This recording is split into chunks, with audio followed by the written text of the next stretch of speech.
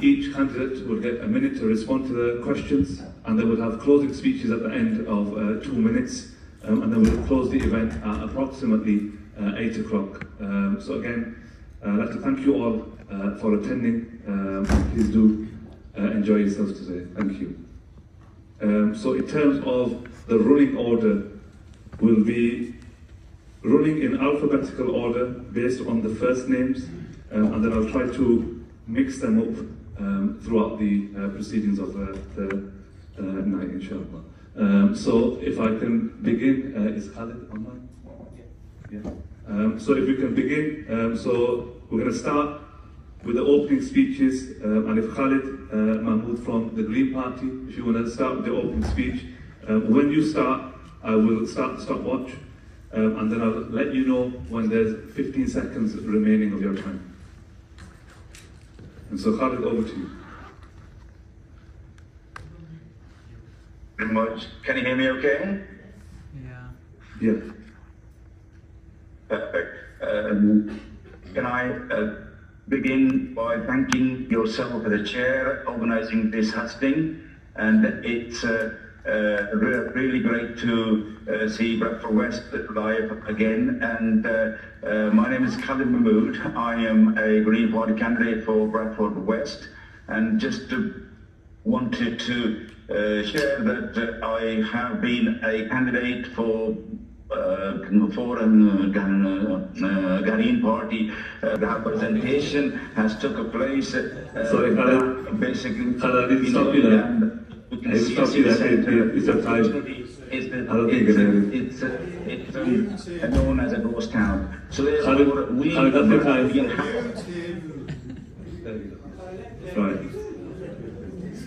We just put a comment there, Mohammed. It's not the right time. Yeah. It's not the easiest to get over teams, so we'll give him the benefit of the doubt. But thank you very much, Khalid. That was Khalid Mahmood from the Green Party. Our next candidate will be Muhammad Ali Islam.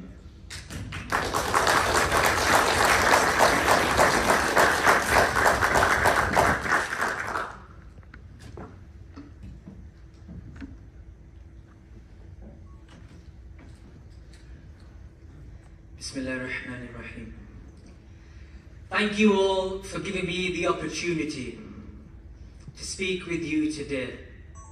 My name is Councillor Muhammad Ali Islam, and I'm standing here before you as an independent candidate for Bradford West.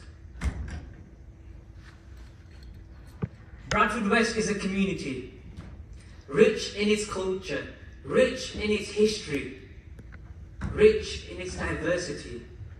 However, it is also a community that has faced its fair share of challenges.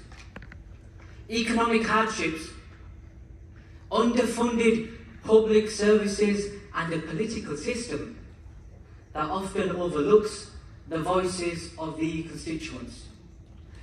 My vision for Bradford West is one where everyone has access to quality healthcare and education.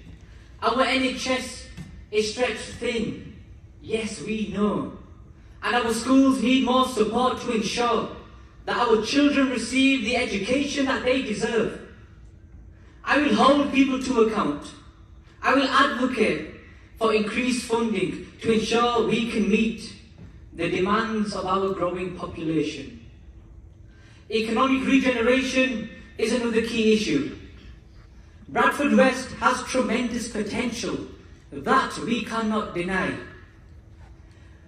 But we need to create more opportunities for our local businesses to thrive.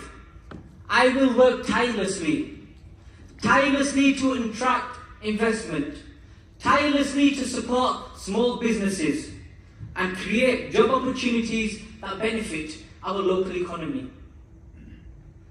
Community safety is a concern for many. I believe in a proactive approach to tackling crime and antisocial behaviour, focusing on community policing and preventment measures. As an independent, I am not bound.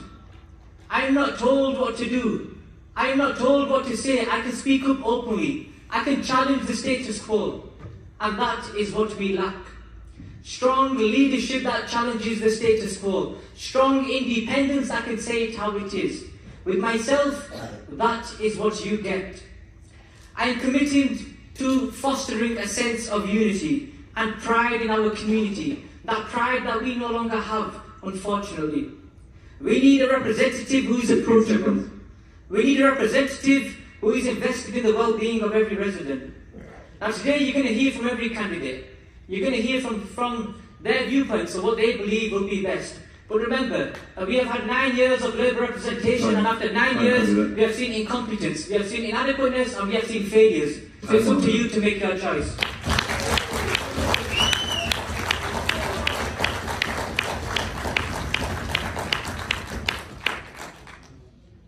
Thank you very much, Muhammad Ali.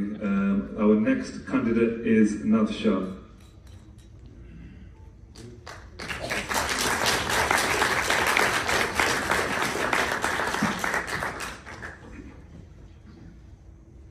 Good evening.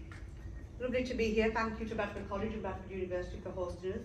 I'm here defending my record of 9 years, and it's really interesting that Ali should finish on Islam should finish on the fact that you've had 9 years of representation from Labour. Labour haven't been in government for 9 years. Labour haven't been in government, but they will be in government come the 5th of July. So the choice today is whether you're going to have representation which is at the heart of government or the opposition as a backbencher. In the last 9 years, I brought 32 million into Bradford just for the colleges and higher education. I brought 20 million in for regeneration from the Levelling Up Fund. But we have a lot more to do, and here is our opportunity. And I have led law changes, even from the opposition benches. What I don't want is that 9 years of work to be undone. When it comes to the NHS, we're looking at 40,000 more appointments every week. We know that more than 3,000 people that have been on the waiting list at Bradford Teaching Hospital Trust, which is in my constituency, and we know we need those appointments to get that backlog cleared. The waiting list used to be 18 weeks at max. More than 300 people are waiting more than a year. Those are the realities of Tory austerity. The biggest thing for this election is the economy, economic stability. Either more chaos with the Tories, or you get stability with Labour. Tories have said 71 billion in unfunded, uncosted funding, which could raise, and this is according to other organisations, which could raise the interest rate to 2.5%. That could add more than 4,000 to people's mortgages. Those are the choices facing us in this election. We know we have the opportunity now.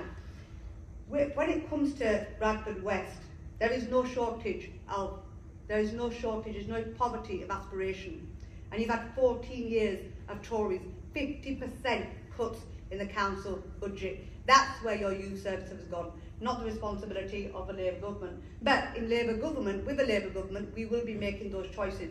Whether we want them 40,000, those 40,000, more than millions every year to bring down the backlog, whether we want 6,500 more teachers, whether we want 13,000 more police on the doors, on our streets, whether we want teenage sure start hubs, which we've got a track record of delivering when we deliver teenage sure starts for young people in the past, and we know the difference that makes for life expectations. I have played my part to secure a train station in Bradford. That will unlock over 30 billion worth of investment for Bradford City alone, and it will create more than 1.7 million jobs within 90 minutes of Bradford, and it will create thousands here in Bradford. We need economic stability. Our people across the community have suffered enough from poverty, fastest growing rate, child rate poverty in the whole of Yorkshire and Humber. What we need is we need to address economic stability. We need to create jobs. We need that infrastructure. That's what we need to Bradford West.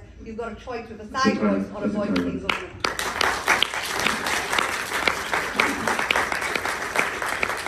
Thank you, Naz. And our final candidate on the panel is Nigel David Moxon. Nigel, over to you.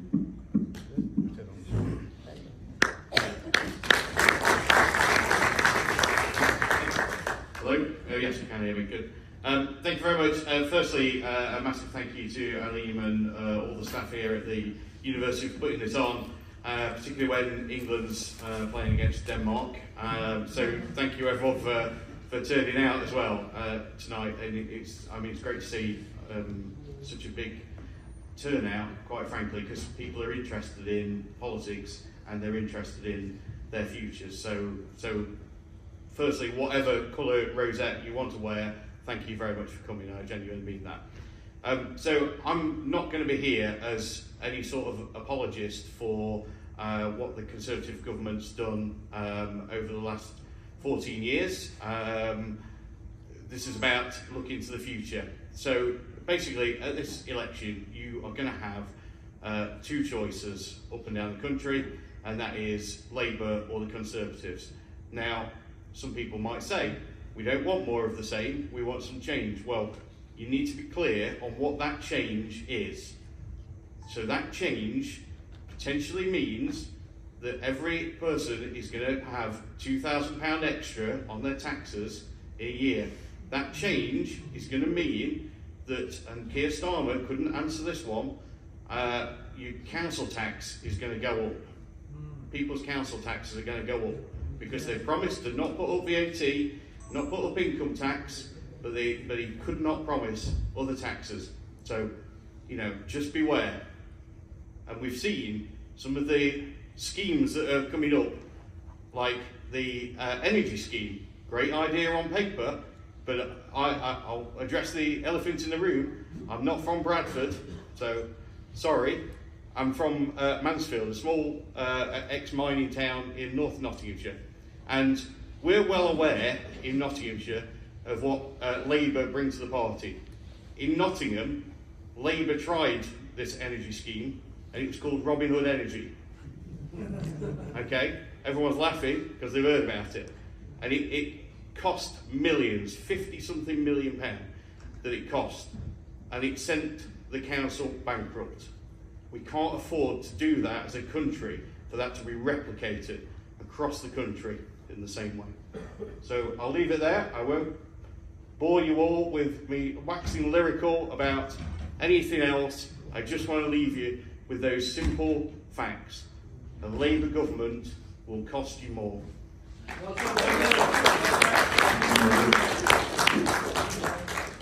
Okay, so we're going to move on to our first round of questions.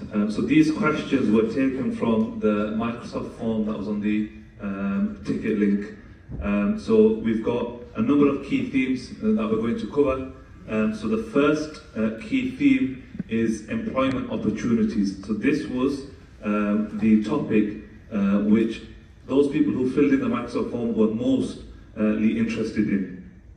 So our first question will be: further education and higher education providers are feeling the squeeze from lack of funding and a diminishing international market. How would you ensure further education and higher education providers get the funding they need to be financially stable and provide the education that is required for employers? So I'm going to go in the opposite direction this time. So Nigel, if you can go first this time. If you want me... Thank you, Nigel. Yeah, that's fine. So next, if Naz, would you like to repeat the question? No.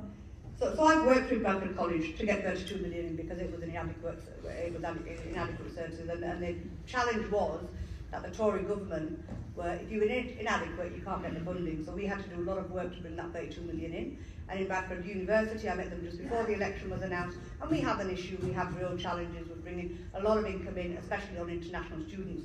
Our numbers have dropped. I raised the Prime Minister's question for it. What we as a Labour Party are offering, we are offering education as a whole, not just in higher education, but from children. That's 3,000 new nurseries. That is put investments in. What we've done it before with Sure Start, made sure children get a good start in life. But it's also about when you supporting further education and higher education institutes. It's also making people having those opportunities of where they're going to, what they're going to do. Bradford is a leading university in the country on artificial intelligence.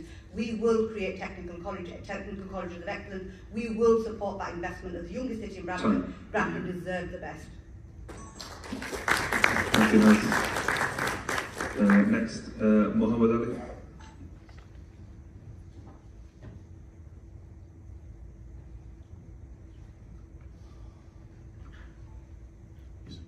Ensuring educators provide value for money requires a multifaceted approach. And that has to address quality, accountability, and of course transparency. And support for both students and educators. Now there's several strategies we can go through, but let's stick with a couple. To address the quality, we could use to assess student satisfaction is of course through surveys, through peer surveys, through peer influence, through peer reports, and external evaluations. Now, to look at how we can implement robust mechanisms for students to provide this is through feedback. Feedback's important because it allows us to feed back into the institution that's providing the service. Another thing is scholarships. Scholarships and bursaries are the ones that increase the availability for young people to get involved, for students to go back into education, to seek that education that they need so they can have the skills needed to go into the big wide world.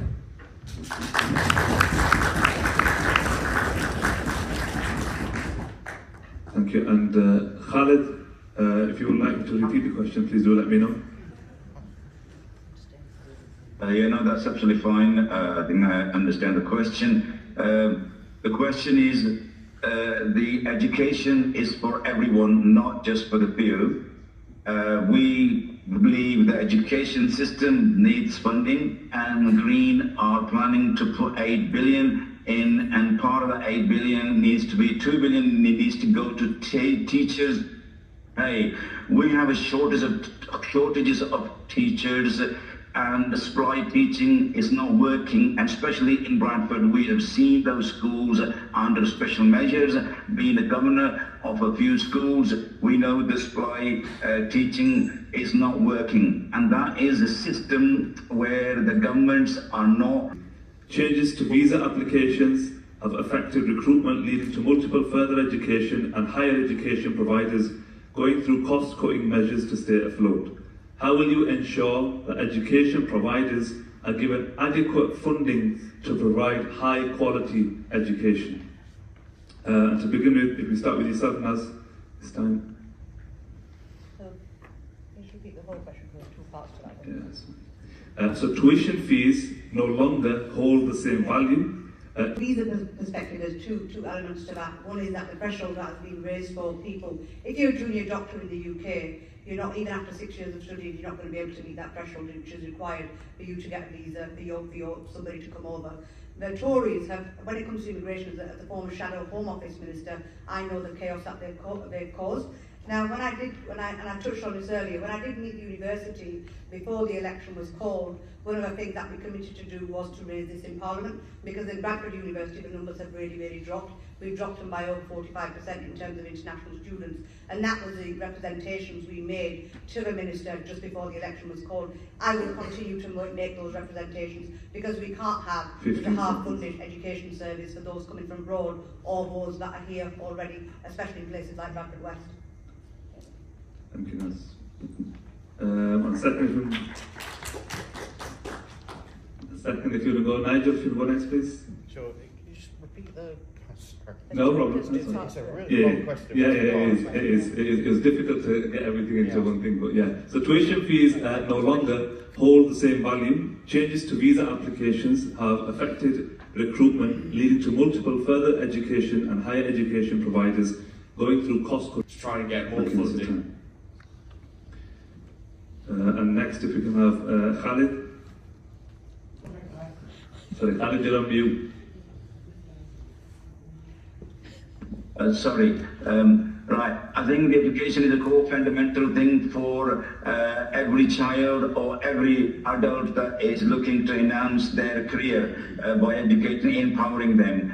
We believe that tuition fee in the UK hasn't worked. Instead of that, they have put every student in a debt by 40 to 50,000 by end of their basically when they normally graduate. We believe the international, how do we fund them? We think that especially in Bradford West, we have a University of Bradford which is known for international study. International students are very well attractive to that, and they normally basically get priority because of funding reasons. So that government has to fund this university equally, not on the interest of the university, but on a pressure where they need to generate their funds by appealing to international students and then basically avoiding the home students because they don't qualify for the... That's his time. Thank you. And finally, Muhammad Ali. Why on earth should any one of our students pay a single penny to their education? Why? Why? This is their education that will benefit them. This is their education that will give them the tools needed to have a successful future.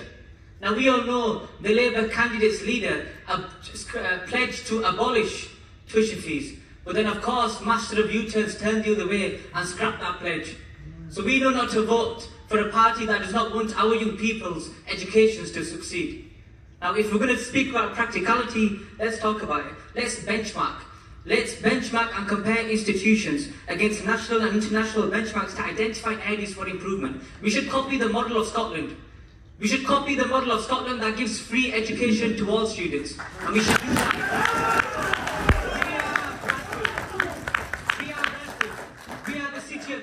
We talk about leading the way. Let's use AI. Let's use all the tools we have and let's lead the way and show that we are a city of young people.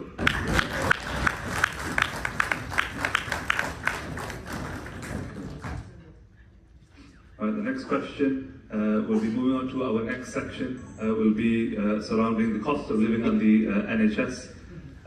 For this one, the first candidate will be Muhammad Ali to go first, and the question is: GP surgeries are oversubscribed and students are waiting for days to get an appointment to see the doctor or are waiting months to be registered at a dentist.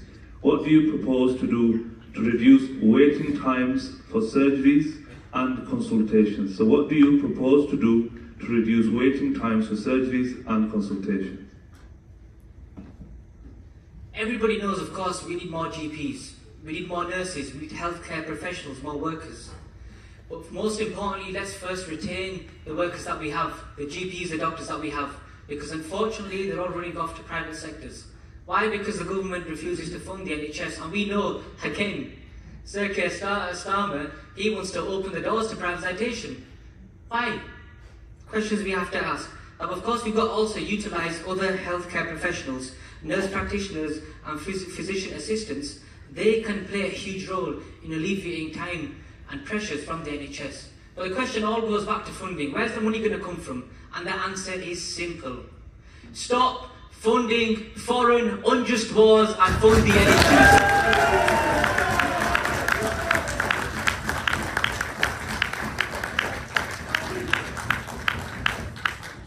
Thank you, everyone. For our second candidate will be Khalid. So let me know if you need me to repeat the question.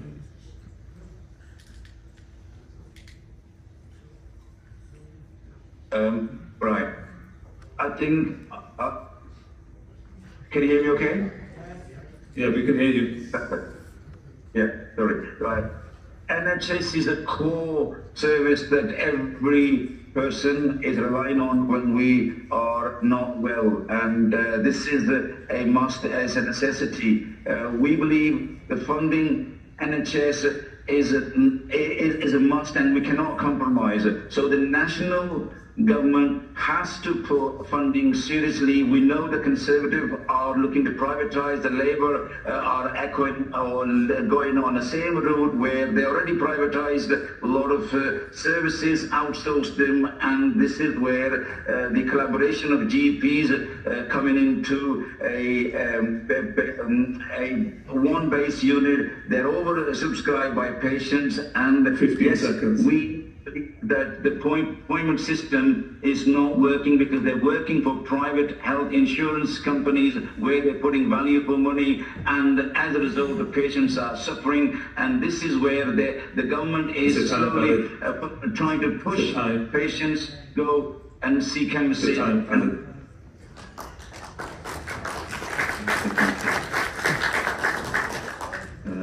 the next candidate will be Nigel. Just repeat the question again, sorry. Yes, no problem, that's fine.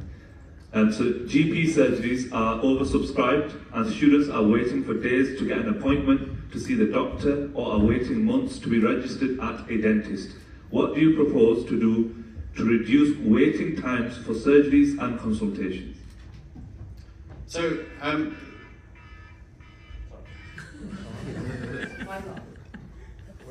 Just a reminder for everyone, please can you put your phones on silent, please? As long as nobody's on fire or anything, we're all right. I'm really sorry. Can you just repeat the question again? So GP surgeries are oversubscribed and students are waiting for days to get an appointment to see the doctor or are waiting months to be registered at a dentist. What do you propose to do to reduce waiting times for surgeries and consultations? Thank you, sorry about that. Okay, so this isn't an easy problem to solve. This isn't going to be solved overnight, and don't believe anybody that tells you that it can be. What's it take, something like 7+ years for to train a GP? So this isn't going to be something that you can solve overnight. What are we going to do about it? You've got to increase efficiencies within doctor surgeries. There are people, and let's face it, there are people that go that don't need to see a doctor, and they are taking up space. And there are also appointments that go missing, basically. People don't turn up to appointments, and that is costing the NHS millions. So that would be a great first start, is to try and wipe those things out and triage people better before they get to see a doctor, and also wipe out the scourge on the NHS of people missing appointments, because that's just affecting everyone. Thank you. And finally, Naz? Let's blame the people, that's the Tory mantra. You know, in Bradford we've got 1,445 people who couldn't get appointments who are now on universal credit. That's a fact. The fact is that under your Tory watch, 14 years of failure, that's where we lost our investment in the NHS, whether that be at hospitals. As a former NHS Commissioner, I know that, I understand that. The NHS is something that's very close to my heart, and I've been recently not been able to get the same treatment that I've just spent some time in hospital, and I know what the difference is between a waiting list even in the last 5 years.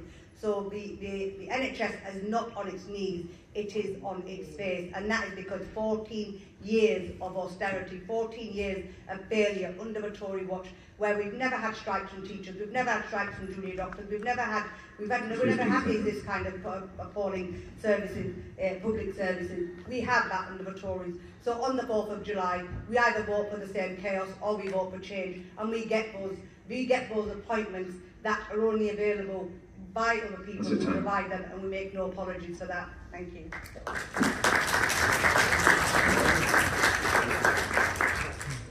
Thank you very much. We'll be moving on to our next question. So the cost of living crisis has hit our students and wider society. We've seen rents go up, mortgage rates through the roof and budgets reduced. What plans do you have in place to support constituents who are struggling with the cost of living? And Khalid, can you go first, please?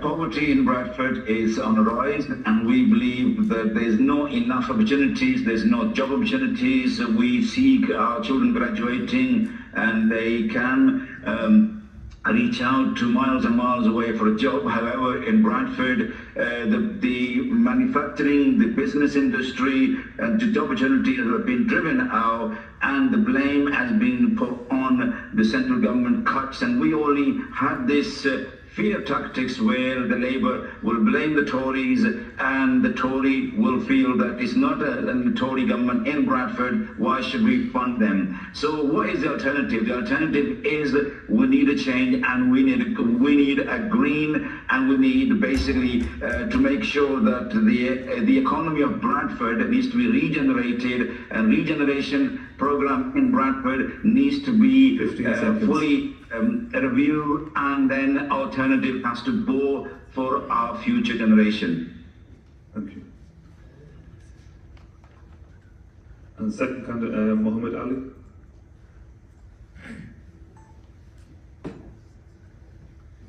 Yes, the cost of living does affect all especially those that are students.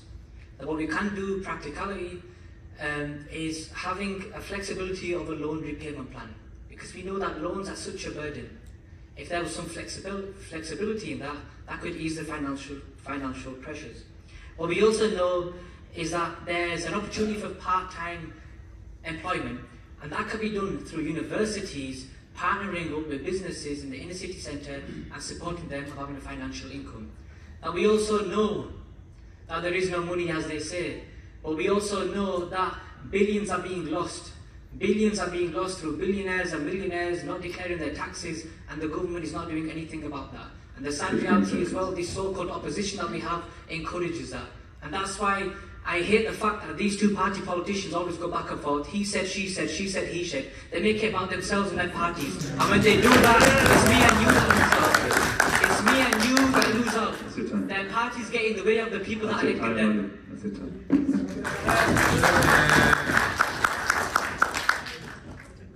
And next, can I have Naz, please? The fastest growing rate of child poverty in the whole of Yorkshire and Humber. We have women who go into maternity services who are making choices and asking for a food bank bag, whether they have to use a kettle or whether they have to cook. Schools giving school meals out earlier in the day because children aren't getting them free meals. We've got diseases that have come up which haven't been around for 100 years. That is what you have after 14 years of Tory government. I hate to point it out, we haven't been in government for 14 years. When we are in government, we produce the show starts, we produce the NHS, we gave free meals, we will continue to give that free meal to every child at the breakfast club. That is what we will do. Those are the policies we will manifest for making points on the 4th of July. Thank you. And finally, Nigel. Thank you. Where I'm a county councillor, there's two of the most deprived areas in the whole of the county are there, and I'm a regular visitor to the food bank there, and have also given money out of our allowances to the food bank. That's obviously not a long-term option. That is not does not solve the problem nationally. But this is not a problem that is exclusive to Bradford. What the Conservative government has done, we are getting the economy better. The inflation rate is down to 2% now. 15 seconds. We've got to. The only way that you're going to do this is by not throwing money at the problem, because that will ultimately lead to higher taxes for everyone. You've got to try and grow the economy so that we can get out of this, and that is what the Conservative government is doing. That's it. Thank you. Highest taxes in 70 years. All right. So the next section of questions will be surrounding business and trade. So again, these were questions that were submitted on the Microsoft forms by those that are attending today. So the first question of this section will be businesses are being hit from all sides. In Bradford West, we are seeing more and more shops being closed and bustling high streets being replaced by empty shops. What support will you provide for businesses to help them through the tough times and allow more local businesses to stay open? And we can start with Muhammad Ali, please.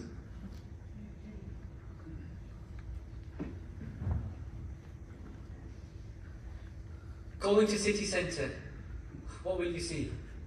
Absolutely nothing. The roadworks are manic. Nobody wants to go into town anymore, and you have to ask the question why. You see, we've got a failing Labour council, but yet we've got an inadequate Labour MP who refuses to scrutinise her own council. Because you have a Labour council and a Labour MP, you've got a cushy relationship, and there's no animosity there. But that's what needs to be had, the difficult conversations. Now, we know that there is no investment, and we know that it's a ghost town right now, because those that are in Bradford, the inner city businesses, they are parachuting out to neighbouring cities, such as Leeds. Now, the question is, how do you bring them back in? Let's take advantage of what we have. Let's take advantage of us being the youngest city. Let's encourage our young people to focus on entrepreneurship schemes to help them invest and actually go back into city centre. We should have incentives such as loans that are reduced in tax when you open a business in town centre. We've seen this happen before. We've seen this work in Scotland, but they give an incentive to those that opened up a business in the city centre, maybe tax-free for the first 5 years, or something beneficial to our people. And if we can have Naz go next, please. Once again, you might want to learn what an MP's job actually is. An MP's job is to scrutinise the government as a member of the opposition. That's You're doing a brilliant job at that now. Sorry. Let me finish. I don't interrupt you. Don't you interrupt me. Can we just please calm down? There's no need to heckle. Please don't interrupt when the other candidates are speaking. So let's start again. In Bradford, one of my pledges is to increase that land value by at least 10%. That's what attracts investment. In Bradford city centre, the closures, the road closures are a council responsibility, and they've invested in one city park in what is going to be the new Odeon. That is going to be opening up. That takes roadworks, that takes investment, that takes disruption to better our streets and better our city centre, unless you don't want to see the city centre be more green for the future. We have Bradford City of Culture 2025. That is something that we have advocated for voting. That will unlock jobs. The train station will unlock jobs. The stability through the National Wealth Fund that Labour will create, that will give those people the chances to get business investment, unlike what the Tories have done. Highest tax rates for 70 years. What the Tories have done to our economy is crashed it, and Rishi Sunak is another version of Liz Truss. He just carried on the chaos. On the 4th of July, you have a choice: change or chaos, more of the same or a new leaf.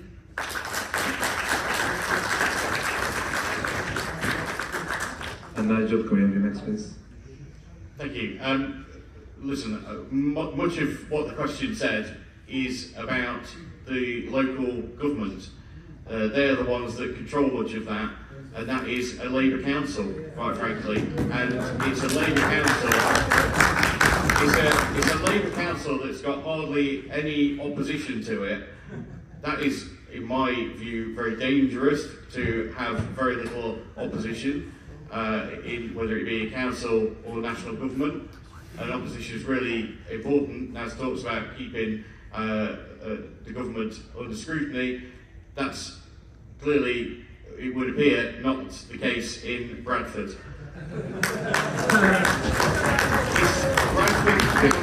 It's largely Bradford Council's responsibility to do all of that.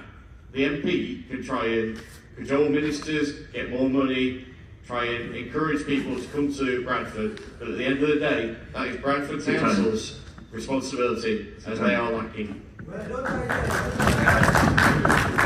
And finally, can we have Khalid, please?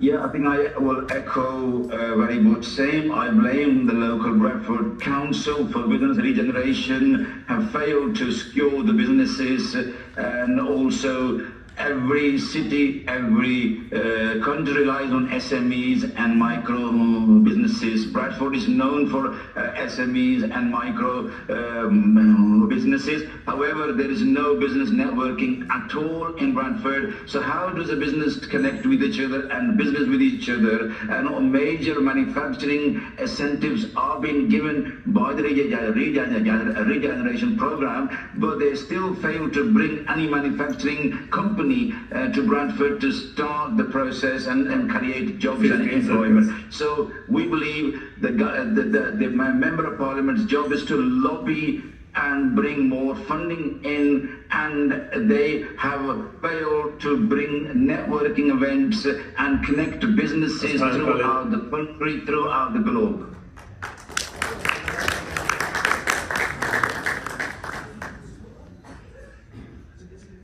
Can we not make prejudice remarks, please?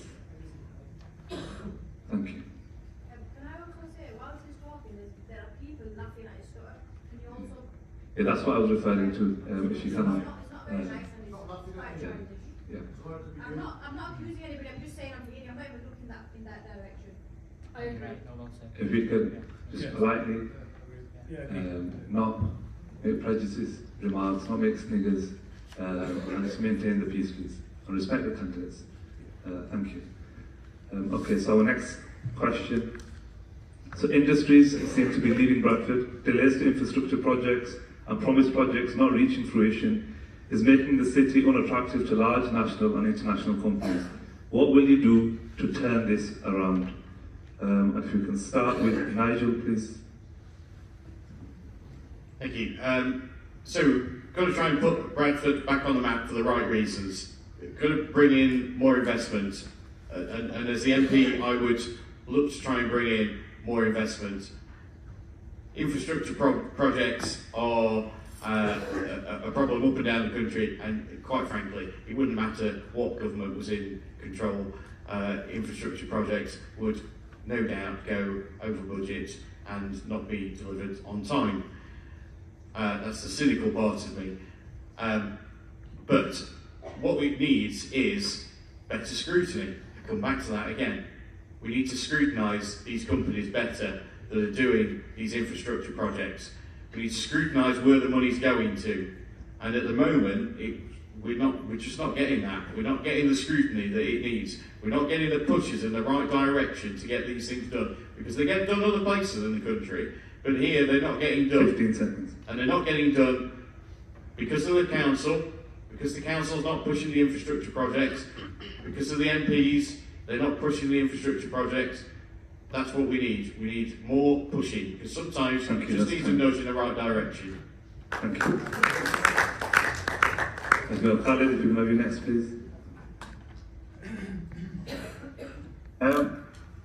Bradford is a city where manufacturing was, as I echoed early on, it was one of the busiest cities in Europe. However, for the last 20 years or so, under the Labour government, the Labour regeneration business program has failed to secure the businesses. Instead of that, Bradford is not seen as a city of business. Bradford is seen as a city of poverty and challenges, and this is where the leadership of Bradford has failed. The problem is in City Council, we scratch each other's backs. We put those people, councillors, on portfolio holders where they don't have no business background. They don't consult with the business consultancies and also network throughout the country and bringing any business opportunities in Bradford. There hasn't been a business expo, a manufacturing industrial expo for many years. The only NSC host in Birmingham, we don't even take a part of it. So this is where we're saying we need an alternative. Mohammed Ali, if you can have your next, please. Yes, so industries seem to be leaving Bradford. Delays to infrastructure projects and promised projects not reaching fruition is making the city unattractive to large national and international companies. What will you do to turn this around? The sad reality is that he's right. People are walking away. People, instead of parachuting in, are parachuting out. And we, like I said before, we have to take advantage of what we have. And that's the fact that we're Bradford. We are a city of culture. We are a city of young people. We are the people. We are Bradford. And until we take the necessary steps to take Bradford forward, only then we can make that change. Now, a practical thing is, of course, that lobbying the government, and in return we can offer tax breaks, grants or low-interest loans to smaller businesses to open up in city centre. But I've got an idea here, and that's pop-up shops and markets to provide temporary retail spaces to new businesses and local artisans to sell their marketplace. This will test their market presence, and this will see how good they are doing, see how beneficial they are to the Bradford. The last thing is that it's your choice, it's your decision, and public consultations need to be made, because at the end of the day, it's your money that goes into stuff like this. So make sure you have your say.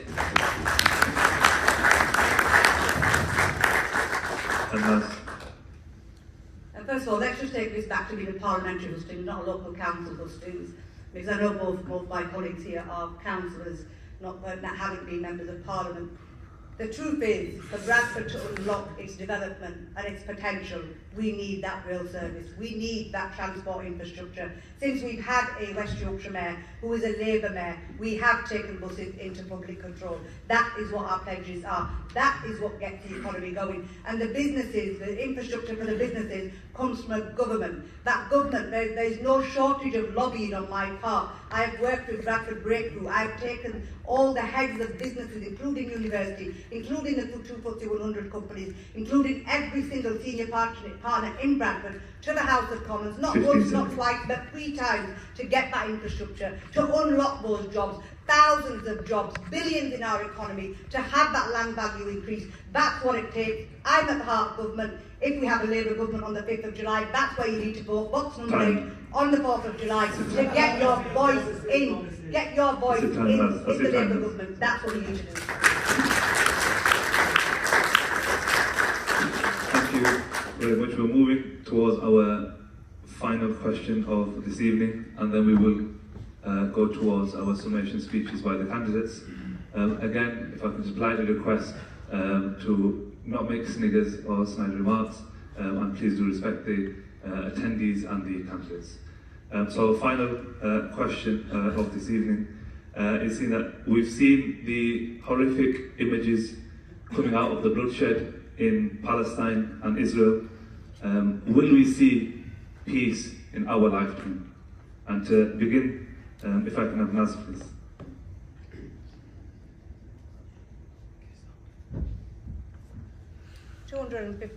Sugar.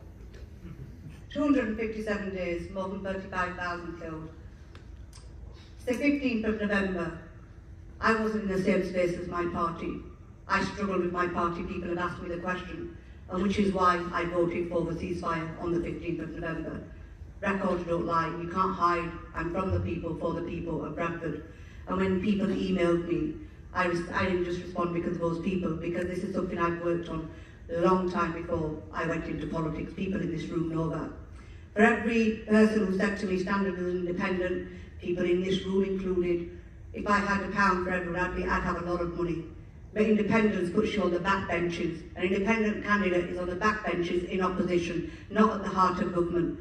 We need to keep the issue of Palestine central, not on the backbenches, not a side issue. That is what I've advocated for. I will continue to advocate for a recognition of a Palestinian state, as I have done with Labour Friends of Palestine, because I'm on the executive. I will continue to do that. My pledges are clear.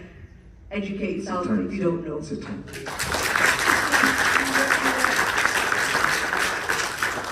Nigel, can we have you next, please? Thank you. And for once, I'm going to slightly agree with Naz.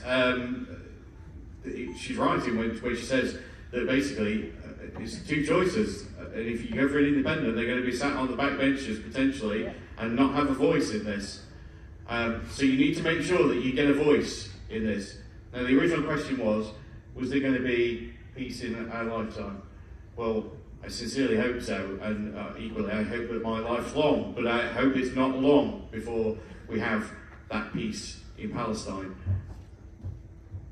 Let's put on record, what's been done by both sides is abhorrent. And all wars, nobody ever comes out of them 15 seconds. In a positive light. I would like to see an end as quickly as possible to the fighting and to get down and talk, because talking is what ends these conflicts, not fighting. That's it. Thank you. Khalid, can we have you next, please?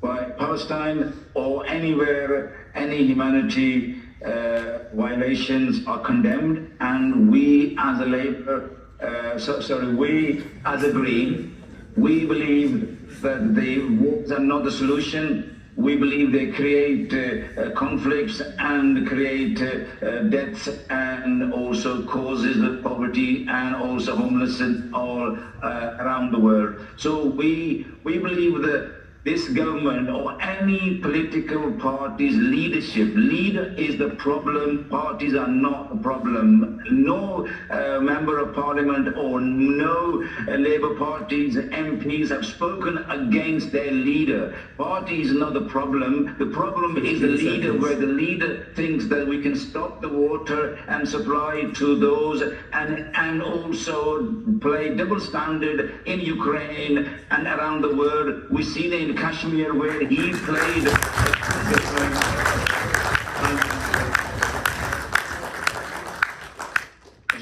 It's a humanity issue, and leaders lead the world. Unfortunately, Tory and Labour have failed to lead. We need a good leader. Thank you. Thank you. And finally, Muhammad Ali, please. We all want peace, but the sad reality is that we will not get peace with the current Conservative government and the poorly opposed leadership of Sir Keir Starmer. It will not happen. They have both aligned themselves with the right-wing government of Netanyahu and the Zionist ideology. We all know this. We are going to speak about this openly because we can as independents. Let me make this clear, that I would rather be an independent on the backbench with a moral compass than be morally bankrupt. Until the Zionist ideology and the apartheid state of Israel is dismantled, the same way the apartheid state of South Africa was dismantled. And I give you the words of Nelson Mandela, that we are not free until the freedom of Palestine. Until Israelis and Palestinians are equal under the law and have their equal rights.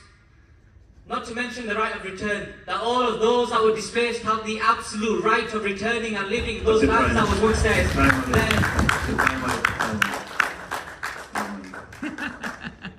Free Palestine.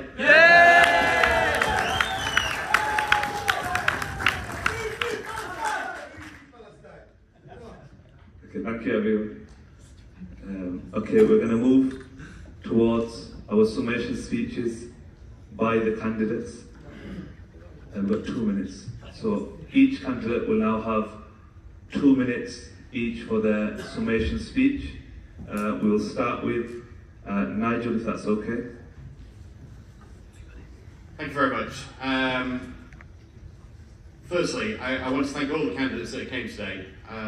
It takes a lot of guts to sit down here at the bottom and to answer questions like this in front of an audience.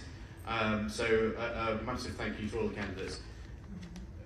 The choice is quite simple at this next election. Up and down the country, as I said before, the choice is basically Conservatives versus Labour. And which do you want? And all we've heard from Labour so far, basically, is that they want change. But they can't really tell you what that change is. They just want some change. In fact, if you see all their billboards, it just says change on it, which is great. What does it mean? They can't really tell you. Money. Who knows? We don't know. So, do you really want to risk that? Do you really want to risk the unknown with Labour? Do you really want to go and put the NHS in the hands of people who have almost destroyed it in Wales? Do you want to put your trust in people that have racked up bills of £50+ million in Nottingham on an energy company? Is that who you want to put your trust in? Or do you want to put your trust in Conservatives? I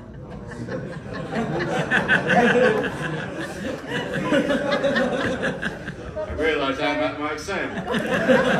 But, listen, at least we've got a plan. We've got a plan of how to move it forward. And the plan's already working. Inflation's down to 2%. We're already cutting national insurance. It's already had an effect in people's pockets, and that's going to go further in the next 15 Parliament. seconds.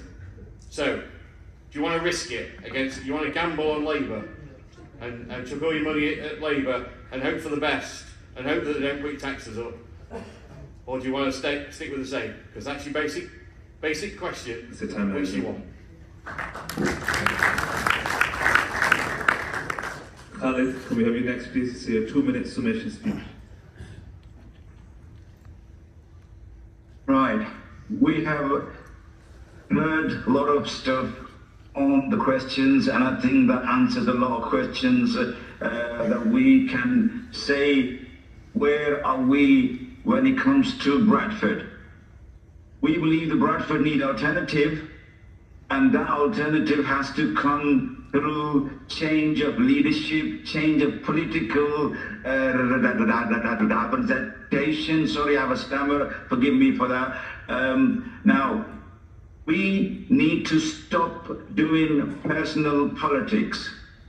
We know that when we go out door knocking, we know that we get here on the doorsteps, that we know we don't like the politician. However, I am going to vote for Labour. I am going to vote because he or she is basically being supported by so-and-so, and voters are influenced. We need to stop this and wake up ourselves and vote wisely, and vote who deserves your vote, who deserves to be your voice in Member of Parliament. Hold these political parties to account and make sure that challenge them. We believe the Green Party has played a massive role on challenging the government, especially on a ceasefire where they demanded. It was the only political party still believe the ICC, the rulings needs to be held, and make sure that Netanyahu has to be basically arrested and done for war crime. Similarly, the ex-Prime Minister Tony Blair needs to be done for war crime.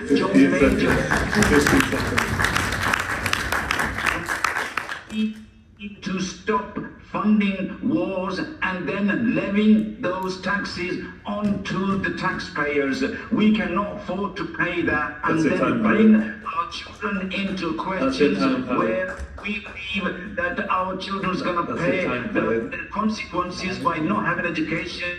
That's the time, Khalid.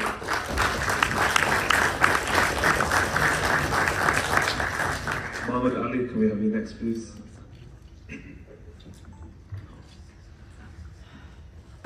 I want to first start by saying, Naz, if I said anything to offend you, please do forgive me. At the end of the day, you are an elder to me, so are you, sir, as well.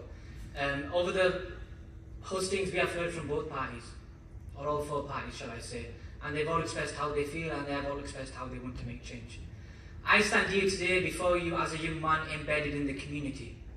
Embedded in the community. I'm from Anigam, a place that I call home, and it's a place where I've been brought up, raised, educated. Now, moving forward, we know the issues at hand, and we always talk about them.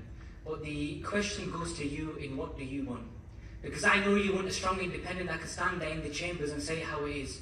I know that you want a strong independent that's not tied by party groups or policies. Unfortunately, there was another independent who put his name forward. Akhil Hussain. Akhil Hussain, where are you? Where are you? You couldn't even come to a public hustings and face the public. You are a fraud and an imposter, and you're doing the work of Keir Starmer by dividing. Now they keep talking about the fact that we want a Labour government, we want a Labour government, we've had Conservatives here for so many years, we want a Labour government. Hang on a minute. We saw a Labour government. Still, from that Labour government, Iraqis are suffering, and the bloodshed and the war that happened in 2003, we have not forgotten. We have not forgotten. The choice is yours. Yes, I am young, but what's an advantage? That you have a young man that is from the community that can say it how it is. At the age of 18, I launched my first ever boxing academy. At the age of 18, again, I then launched a mental health provision. At the age of 19, I stood the second time. At the age of 20, we received the highest votes ever. Briefly, I'm trying to tell you that at this young age, we have done so much together. Because whenever I win, it's not I that wins. It's we as people of Bradford.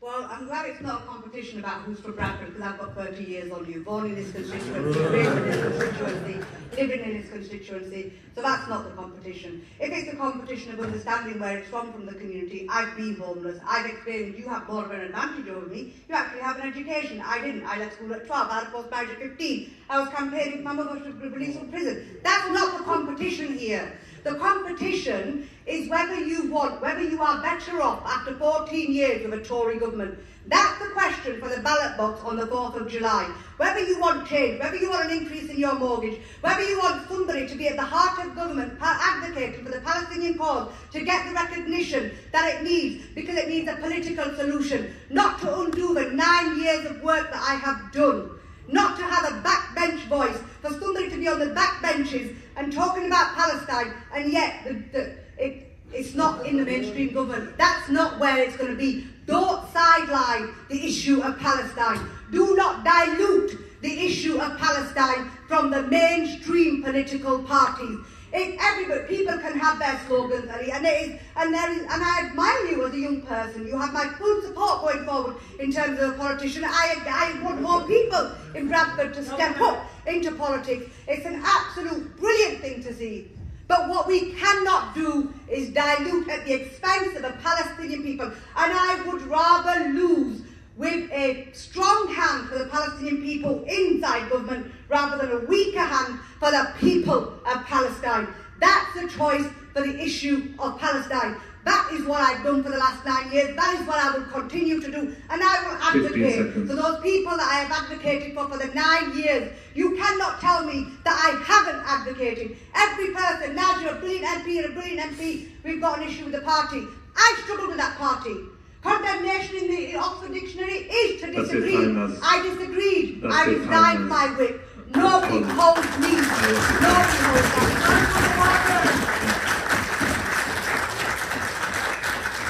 Thank you everyone for attending today. Thank you to the candidates for giving their time today. I wish you all the best, and that concludes today's event. Thank you.